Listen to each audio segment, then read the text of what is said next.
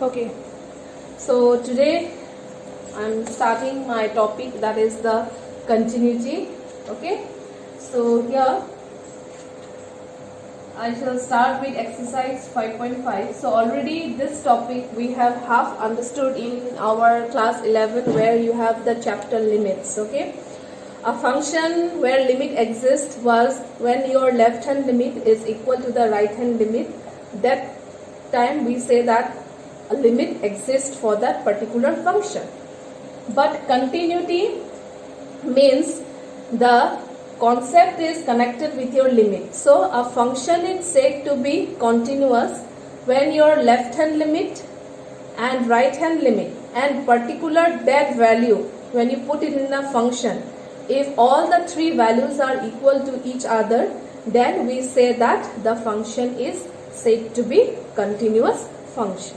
Okay, a short example, if I say I am taking my question number 1, okay, where you have a function that is given as 5x minus 3, and you are asked to prove that the function is continuous at x equals to 0. This is one part, and at x equals to minus 3, and at x equals to 5. Okay, so here you can see there are three different particular values are given, and you are asked to find the continuity.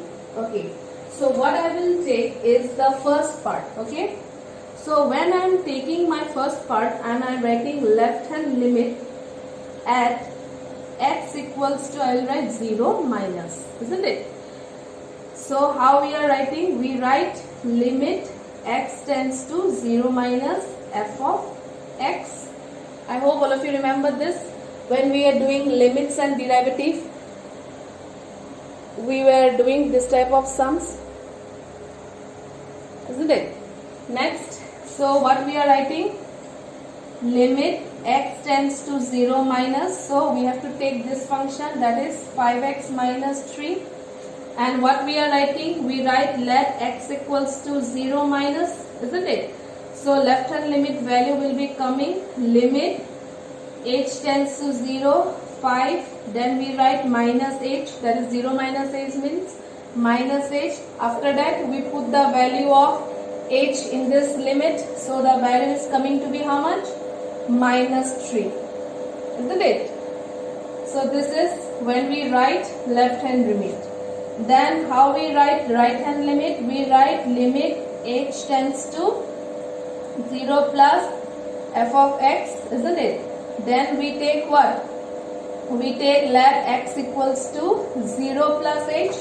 Now we will write limit h tends to 0, 5 of, so in place of x we will write 0 plus h, that is h plus 3, which is coming to be how much? Minus 3 is it? So it is coming again to be what? Minus 3. So when you are taking left hand limit, value is coming to be how much? Minus 3. When we are taking right hand limit, the value is also coming minus 3. So now we can comment this that limit exists, isn't it? Limit exists, but to the function to be continuous, now what we have to do? We have to put now at x equals to 0, what shall be the value of this function? So if you are taking this function that is given as your 5x minus 3, so f of 0 also it is coming as how much? Minus 3. So if you see, in left hand limit also it is coming minus 3, in right hand limit also it is coming minus 3, and at particular value also it is coming to be how much? Minus 3. Therefore, by looking at all the three values, we can conclude that the function is continuous at x equals to 0. Okay. Similarly, in this case also, you can consider directly I am writing, okay, left hand limit, I am writing limit h tends to, now you have to write, this is your point minus 3, but you have to write here minus 3 on the power, you have to use here minus f of x, isn't it? So here we will write let x equals to minus 3 minus h. So limit h tends to 0. So in place of x, now you have to write minus 3 minus h minus 3. So now when we put h value as 0, we will get minus 15 minus 3, that is coming to be how much?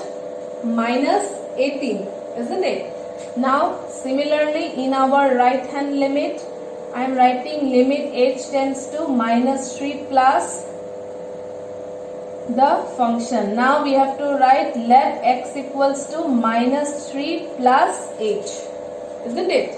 So when we will now put the value limit h tends to 0, we will write 5 times of minus 3 plus h minus 3. Here also if you put h value as 0, it is also coming to be how much? Minus 18. And at particular value minus 3 also if you put, what you will get? F of minus 3, we are getting minus 3. So you can see here, in this case also left hand limit, right hand limit, and particularly at that value we are getting the same. Therefore the function is continuous at x equals to minus 3. Okay. Similarly in this case now, left hand limit, I can write limit x tends to 5 minus f of x. So let x equals to 5 minus h. So limit will be changing to x tends to 0. So your original function is this, that is 5x minus. So we will write 5 times of 5 minus h minus 3. So if you put your h value as 0, it is coming to be how much? 22. Okay. So next I am taking right hand limit, that is h tends to 5 plus f of x. Now we have to take x as your 5 plus h. So if you put limit h tends to 0, 5 times of 5 plus h minus 3. Here also if you put h value as 0, you are getting 22. Okay, and particularly at this value if you put f of x, it is 5x minus 3. If you put f of 5 also, you are getting 25 minus 3, that is also 22. So what we can conclude, that for this particular function at x equals to 0, at x equals to minus 3 and x equal to 5, the function is said to be what? Continuous. So all of you understood? So a function can be continuous whenever the left hand limit, the right hand limit, and the value at that particular point, when all the 3 points are equal, then we can say that the function is a continuous function.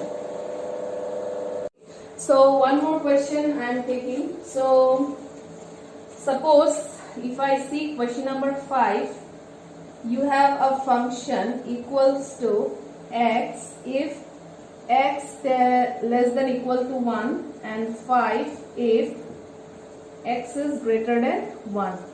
Okay. First part here. Now whenever you are given this type of question and you are asked to find whether the function is continuous or not, at that time you have to know that since the function is given in comparison with respect to the point 1, that means against 1 you have to check whether the function is continuous or not. Okay. Now already I have written left hand limit, then we take right hand limit and particular at f of 1, because we know that x is compared with respect to this two value, therefore the point is considered to be the 1. Okay. Now see here, when I write left hand limit, that is 1, the points, that is your 1 point. If you see, this part will be the left side, okay, and this part will be the left hand part and this part will be the right hand part. So here how we will write the function? Limit x tends to 1 minus f of x. Now since there are two functions, so which function you will consider in case of your left hand limit? That is, if you see this one side, this side, all the values are less than 1. So therefore you have to go with the first function, because the point which are less than 1 will be falling under the left hand limit function. Okay. So in this way you can categorize your left hand limit and your right hand limit functions. So let x equals to 1 minus h. So we will take here limit h tends to 0. So the function will be x. So this is limit x and this is this is we compare with h and this is your x. So we will write here limit h tends to 0, 1 minus h. So it will be simply 1 for the left hand limit. Okay. Now when we take right hand limit, we will write limit x tends to 1 plus f of x, that is value to the right hand side. That means 2, 3, 4, 5. All these are what? Greater than 1. Therefore, it will fall under this condition. So we will write let x equals to 1 plus h. So limit h tends to 0. So the function will be 5. That means it is coming to be what? 5. Okay.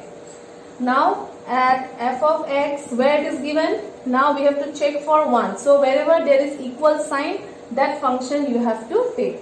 So f of x will be x. So f of 1, it is coming to be 1. So if you see in all these 3 cases, the left hand limit, the right hand limit and f of 1 both are unequal to each other, isn't it? Therefore what you can conclude, that the function is not continuous at x equals to 1. All of you understood? Therefore we can conclude that the function is not continuous at x equals to 1. Okay? Okay. Now suppose for the same question,